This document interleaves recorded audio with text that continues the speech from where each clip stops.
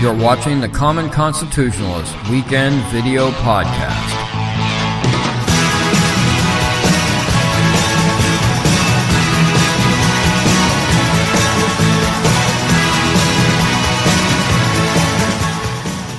Hey there, welcome back to another weekend edition of the Common Constitutionalist Video Podcast. My name's Brent Smith, and I am the Common Constitutionalist, and I'm out in the woods in a clearing where there's a big pine grove, and every year my kids and I will go out and we'll scout a Christmas tree. I haven't bought a Christmas tree in 15 or 20 years. I don't know what it's been, 15 anyway, because the tradition in this Smith family is to go out into the woods, go out the weekend of Thanksgiving, this is a Saturday after Thanksgiving, and go out, scout for a tree, and then tag it, and then next weekend we're going to come lop it down and drag it out to the car and drive home. I'm about a mile away from my car on woody trails and stuff, so that's what we're used to doing. When the kids were little, it was basically the kids would walk along, we'd cut down a Charlie Brown tree, and then we'd have one of them, the kids would carry that, and that would be the end of it. So anyway, today's video podcast hopefully will be short and sweet. It's going to be called COVID shutdowns versus government shutdowns, okay? That's what I'm going to be discussing today on the Common Constitutionalist Weekend Video Podcast. I'll be right back. Don't forget to share. Don't forget to like. Don't forget to subscribe. Don't forget to do something else. Comment. Be right back.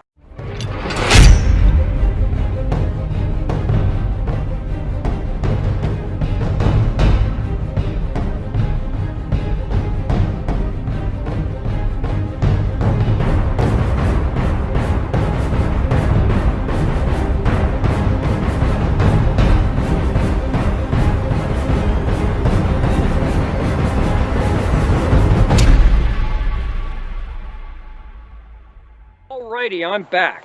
So, to date, 38 major retails and major restaurant chains have either filed for bankruptcy or liquidated altogether. Isn't that wonderful? Because of COVID. Not because of COVID, because of government shutdowns and lockdowns. That's what it's all about. It's because of the government has insisted that safety is above all, okay? No matter what, your human rights, your civil rights, your constitutional rights, everything is suspended for safety's sake. Yay. Major chain stores. Let me just name a few. Bed Bath & Beyond, J. Crew, JCPenney, Gold's Gym, Neiman Marcus, Modell Sporting Goods, Hertz Rent-A-Cars, GNC, Pier 1 Imports, Brooks Brothers, Friendlies, etc., etc., etc. All these places have either filed for Chapter 11 bankruptcy or have gone out of business, liquidated, or closed thousands and thousands of stores, putting thousands and hundreds of thousands of people out of work. Hooray for that. Isn't it wonderful? All in the name of safety. Yay. Okay, now, then there's the little guys, okay, that don't get a voice in Washington or whatever. Of course, then again, unless you're Walmart or Amazon or Twitter or somebody like that, one of the big tech giants, you're not going to get a voice anyway. It doesn't make any difference. They don't care. They don't want to hear you. The Democrats don't want to hear from you. They don't care. In May, 6 months ago, many news outlets reported that over 100,000 small businesses have closed their doors literally forever. 100,000 small businesses. As of August 31st, Yelp reported that the number had ballooned to 163,735.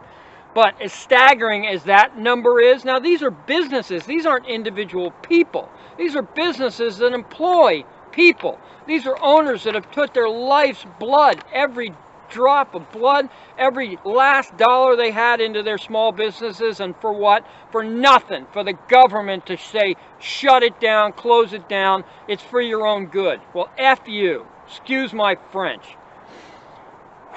But, like I said, as staggering as that figure is, it pales in comparison to the numbers compiled by the Hamilton Project.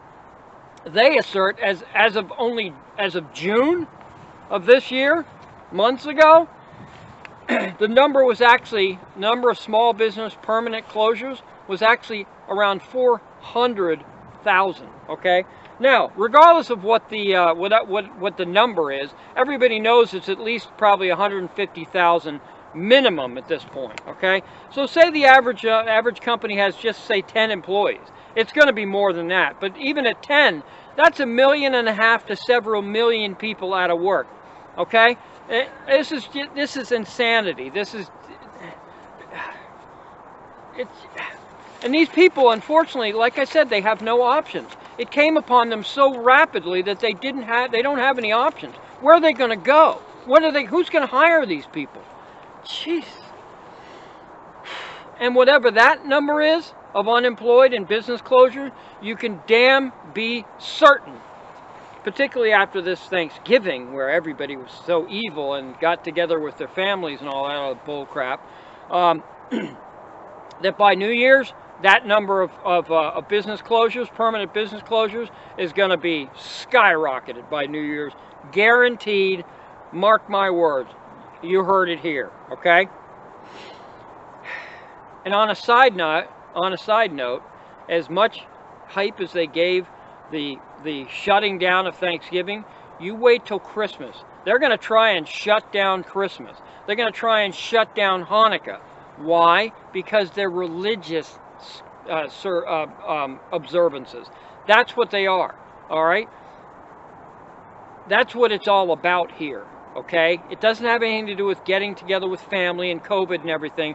The radical left wants to shut this down, and Christmas and Hanukkah are going to be two major freaking targets. You mark my words. Now, as another aside, I wonder if these dictators, wannabes, are going to have the stones to try to shut down Kwanzaa, okay, which starts on December the 26th. Will they curb Kwanzaa celebrations? Will they insist on that because it's for black families, okay? I wonder what's going to happen on that. That should be interesting to find out, shouldn't it? Now, but you see that none of these government officials and whatnot, none of them are taken to the House chamber or the Senate chamber. They're not all the Democrats are not standing up for the small businessman. They're not making these impassioned speeches for the small businessman. Get them back to work. We have to do something. Freaking Nancy Pelosi won't even pass another stimulus. I hate stimulus, but this isn't small business' fault. It's your fault, you freaking Democrat radical pieces of crap, and you Republicans who are too wimpy and you went along with it, or you listened to Dr. freaking Fauci. Whatever. I'll let that go. Okay? But they don't seem to give a crap. I don't hear anybody whining and belly aching about how many businesses are closed and what a tragedy is and what's befallen all these families and all these individuals, and the suicide rates and the murder rates are up because of this. I don't hear anything from the mainstream media or the government hacks. Okay? Now, let me take you back to 2013, late 2013. It's about this around the same time. I think it was late October of 2013 when we had the last massive government shutdown. Yes, indeed. Now that was an effing tragedy. That one, when the government shut down, the Democrats all took to the House floor. They all took to the Senate chambers. Every one of them got up there and bloviated, gave these impassioned speeches on putting government employees out of work and furloughing them and laying them off, and oh my gosh, they're going to lose 2 or 3 freaking paychecks. Oh, and it's before Christmas, and what a boo-hoo, what the hell are we going to do? Don't you remember that? Because I sure as hell do. The Christmas sleigh drivers in national parks were going to be laid off. Oh my gosh, it's the end of the frickin' world. That lasted 37 frickin' days. 37 days, and you would have thought that it was the end of the world because the government was frickin' shut down. Juxtapose that with this, where no government employees have to suffer because of this. The senators, the congressmen, all their lackeys, all their aides, they all still get paid everything.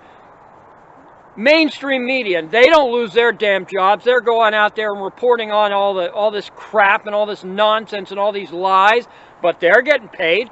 None of these people care because it doesn't affect them personally, and it doesn't affect government. But when there's a government shutdown, like in 2013, oh my God, you'd think the frickin' world was going to end. It was 37 frickin' days. And unlike these poor sons of bitches that lost their jobs literally forever, or these owners who went belly up literally forever and aren't going to be coming back anytime soon, if ever, federal employees, 37 days, they were furloughed or laid off. Guess what happened? They all got the damn jobs back, and guess what else happened? They all got paid retroactively. Every frickin' dime that they were owed while they were laid off, while the government was shut down, they got back pay for. So don't give me any of this bull crap.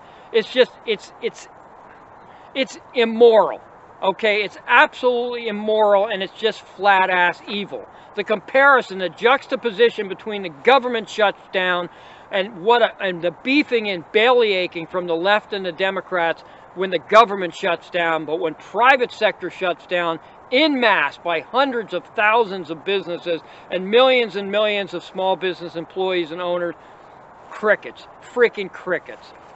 Other than that, I ain't got a word to say about it. But think about that. Whatever. Don't forget to share, don't forget to like, don't forget to subscribe, don't forget to hit the alert button and comment if you wish, negative or positive, just keep it clean. That's all I got, guys. Have a great rest of the weekend. Woohoo!